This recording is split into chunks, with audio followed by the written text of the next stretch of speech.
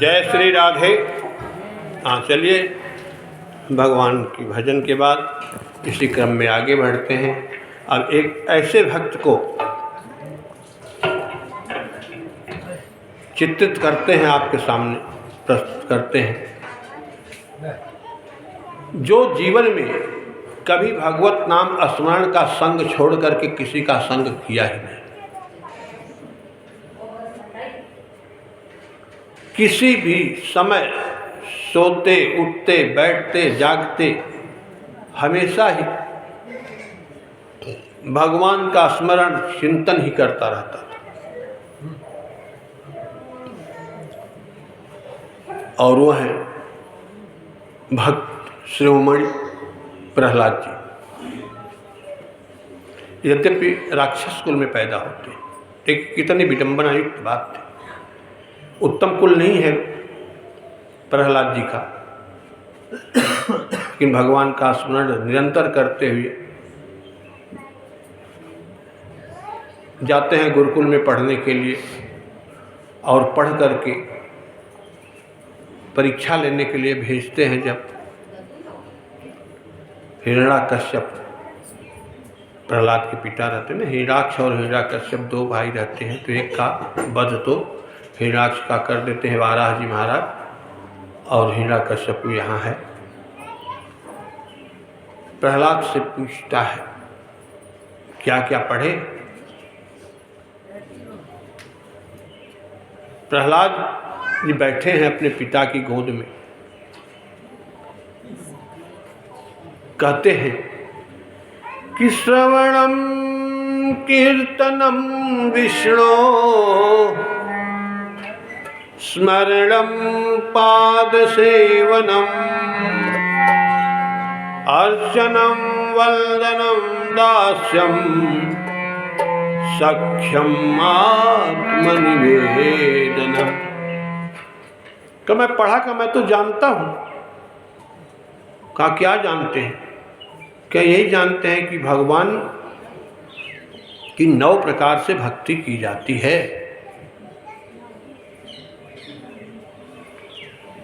कहा प्रथम श्रवणम,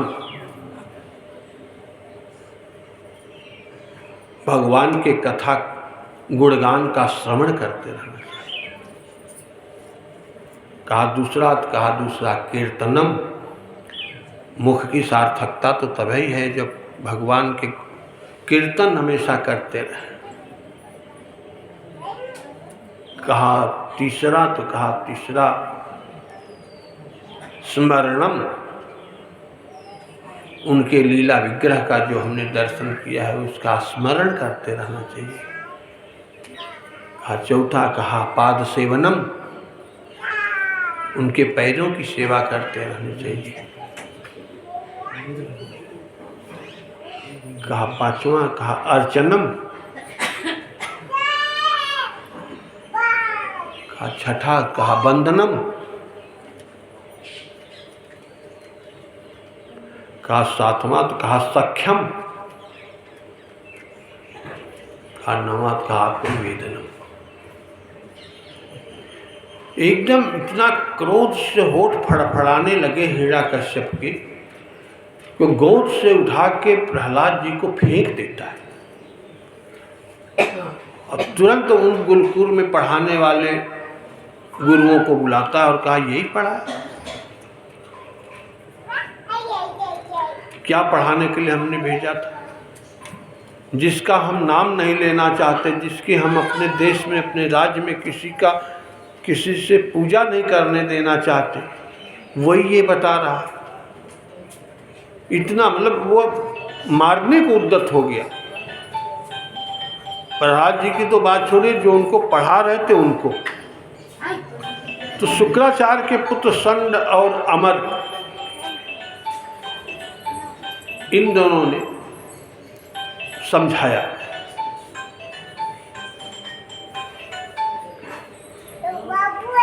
हिरण्याकश्यप को, और कहा कि रायः कलत्रम पशवः सुतादयो गृहामहि कुंजर कोशभूतयः सर्वेऽर्थकामाः क्षणभंगरायुषः कुर्वन्तुमर्तः सक्रियत्रयं चला।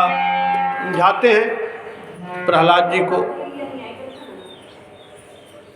तो उनके जो प्रहलाद जी के सहपाठी हैं उनको बड़ा आश्चर्य होता है, और वो प्रहलाद जी से पूछते हैं कि प्रहलाद जी आप तो हमारे समकक्षी ही हो। अरे हो गए 4-6 महीने से 1 साल 2 साल आगे पीछे कोई पैदा हुआ होगा, और वहाँ से हमको जहाँ तक जानकारी है कि आप राजमहल से यहाँ गुरुकुल में आए हैं पढ़ने के लिए, इसके अलावा कहीं गए ही नहीं।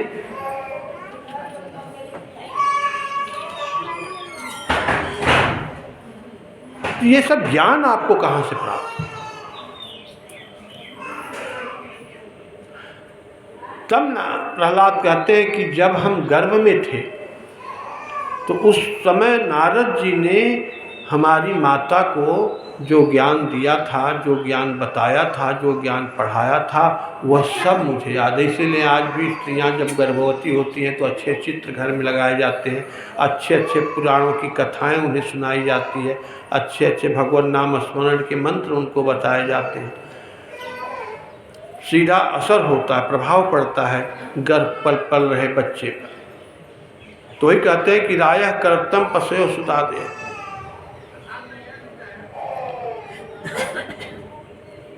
जो पशु हैं, पुत्र आदि हैं,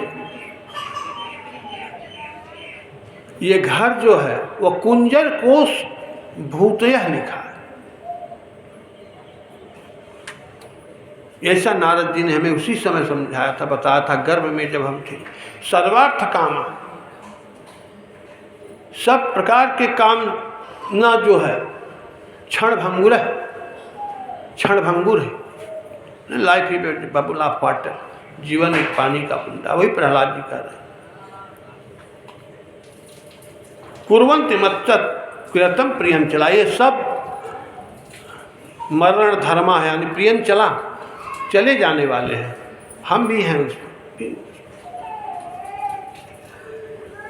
तो किस लिए फिर इस संसार में, इस संसार के लोगों से? तो नवधा भक्ति का जो विवेचन आया है वो यहाँ प्रहलाद जी के समय में आया है। एक भी भक्ति अगर किसी में हो जाए तो वह भगवान का कृपा प्रसाद हो जाता है, वह मोक्ष को प्राप्त कर लेता। 9 हो जाना ये तो बहुत बड़ी बात है। गोपिकाओं जैसी भक्ति नहीं हुई किसी में, लेकिन उनमें भी 5 थी। तो स्मरण हमने कल बताया था, आज फिर सुन लीजिए। प्रहलाद जैसा स्मरण कोई नहीं किया, कभी भी भगवान का विस्मरण नहीं कर सकते। और मैं बताऊं, अगर आप से कहा जाए कि 2 कार्य आपको करने हैं तो क्या करेंगे, तो आप कहेंगे कि पहला कार्य यह है कि हम भगवान का सदैव स्मरण करते रहें, और दूसरा कार्य यह है कि हम भगवान का कभी विस्मरण न करें। यही ना कि एक कहा जाए एक कार्य कि आपको क्या करना है क्या नहीं करना है, तो करना है तो हमें भगवान का स्मरण करना है, और नहीं करना है तो भगवान का विस्मरण नहीं करना। प्रहलाद जी वही कहते हैं कि अब अनेकानेक प्रकार के मारने का उद्योग करता है हिरण्यकश्यप प्रहलाद का। अब प्रहलाद हाथ जोड़े, जो भी वो कभी विरोध नहीं करते थे। वह पिता के द्वारा भेजे गए आतताइयों का जो कहते थे, जैसा कहता था हिरण्यकश्यप वैसे उसके अनुगामी करते थे, और उसका सहमत केवल प्रहलाद सर्पों के बीच में डाला, चले गए ऊपर पहाड़ी पे चढ़ो। फिर जानते थे हमको पहाड़ी से फेंके, लेकिन वहाँ चला गया। होलिका के गोद में बैठा जलाने के लिए, पता है कि हमको जलाए। वो तो हाथ जोड़े बस भगवान का केवल भजन ही करते रहते थे, स्मरण करते रहते थे, और कहते थे कि अब सौंप दिया इस जीवन का सब भार तुम्हारे हाथों में।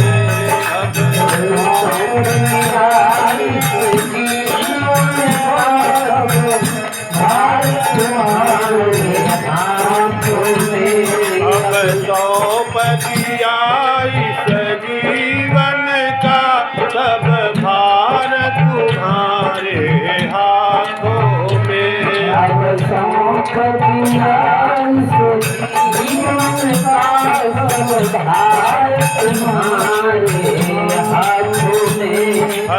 जीत तुम्हारे हाथों में है, हार तुम्हारे हाथों में।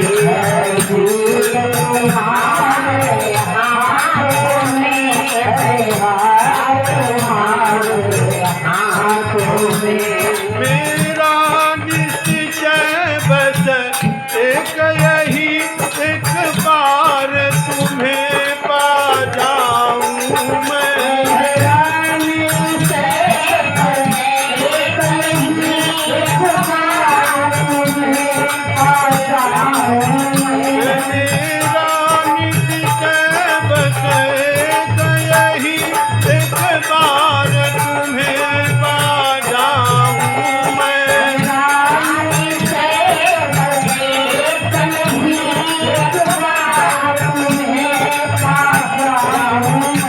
अर्पण कर दूं दुनिया भर का, अर्पण कर दूं दुनिया भर का, सब प्यार तुम्हारे हाथों में।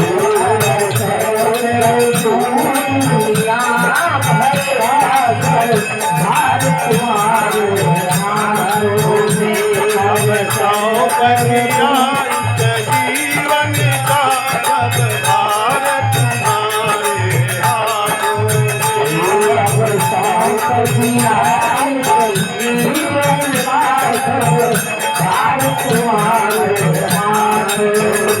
जो जग में रहूं तो ऐसे रहूं, जो जल में कमल का फूल रहे।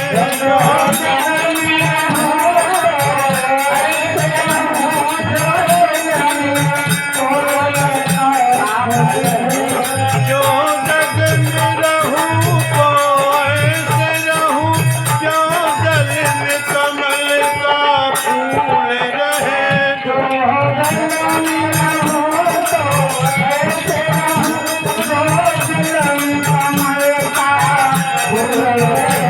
तेरे सब गुण दोष समर्पित हो, करतार तुम्हारे हाथों में।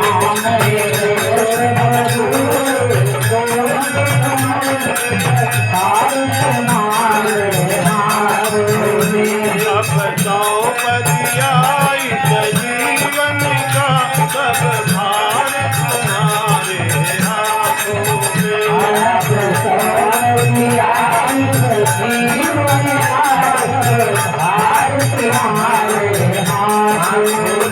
यदि मानव का मुझे जन्म मिले, तो तव चरणों का पुजारी बनूं।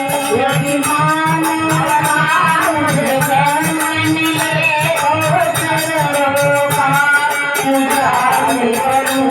यदि मानव का मुझे जन्म मिले, तो तव चरणों का पुजारी बनूं।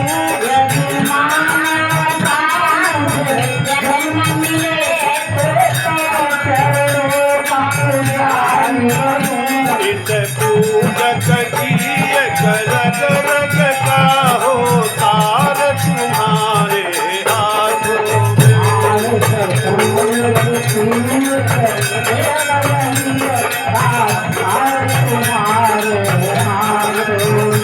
अब सौपदिया इस जीवन का, सब भार तुम्हारे हाथों में।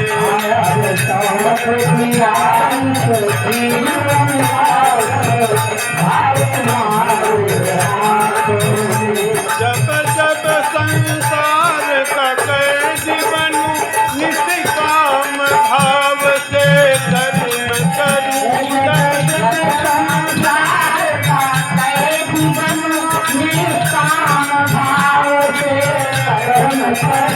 जब जब संसार का कैदी बनूं,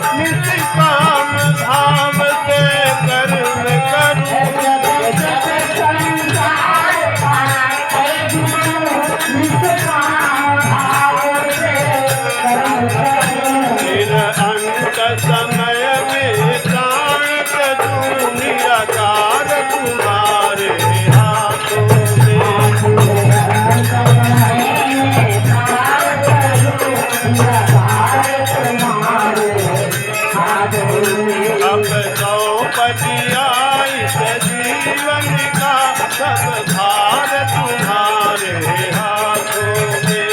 अब द्रौपदी आई सजीवन का सब भार तुम्हारे हाथों में। तुझ में बस भेद यही हम नर हैं तुम नारायण हो।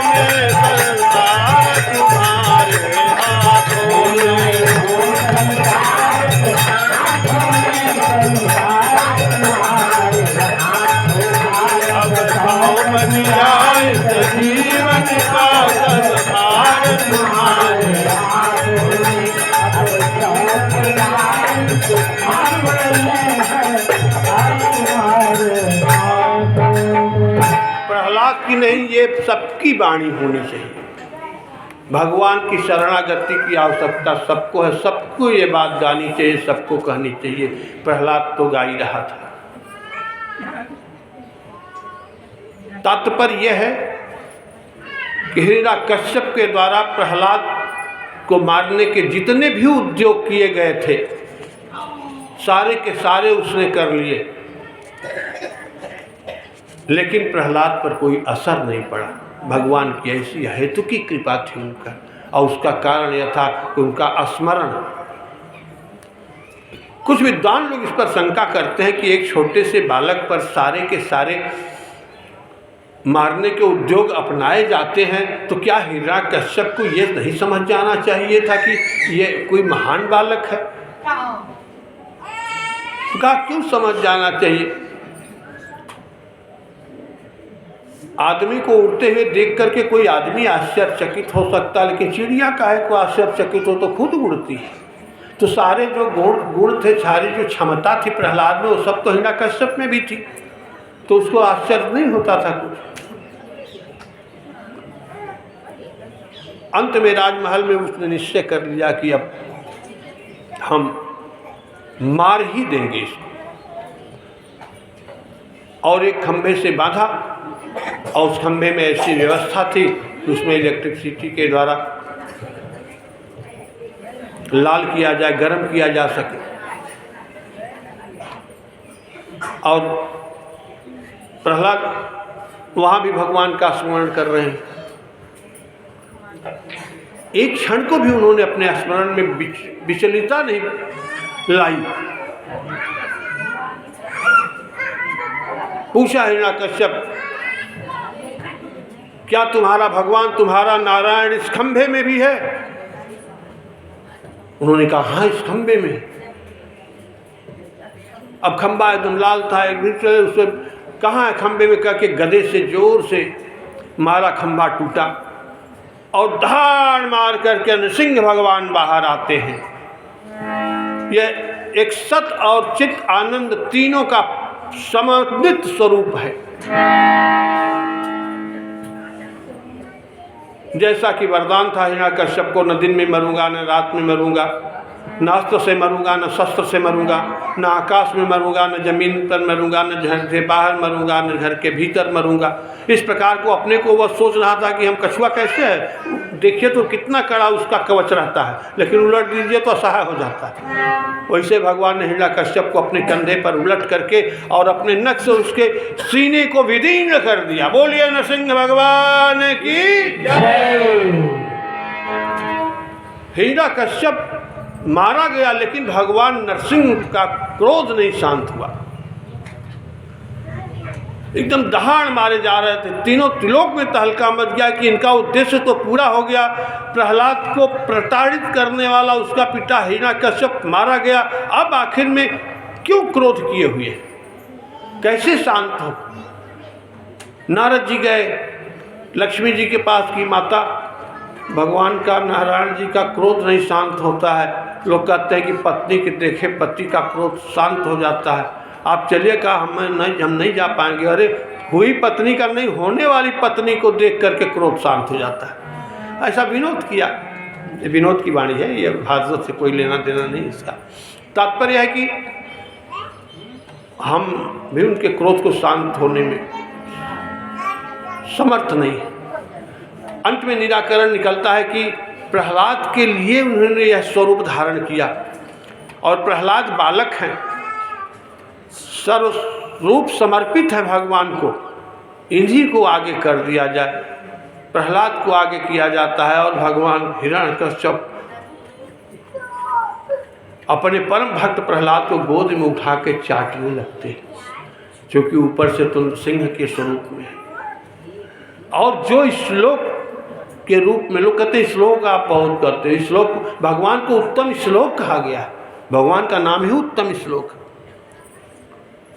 भगवान कहते हैं प्रहलाद को गोद में लेकर के चाटते हुए कि क्वेदम बतु कृच्छवयः सुकुमार में तत् क्वैताः प्रमत्त कृत दारुण यातनास्ते आलोकितम विषम में तदभूत पूर्वम क्षंतव्यमंग यदि चागमने विलंबम।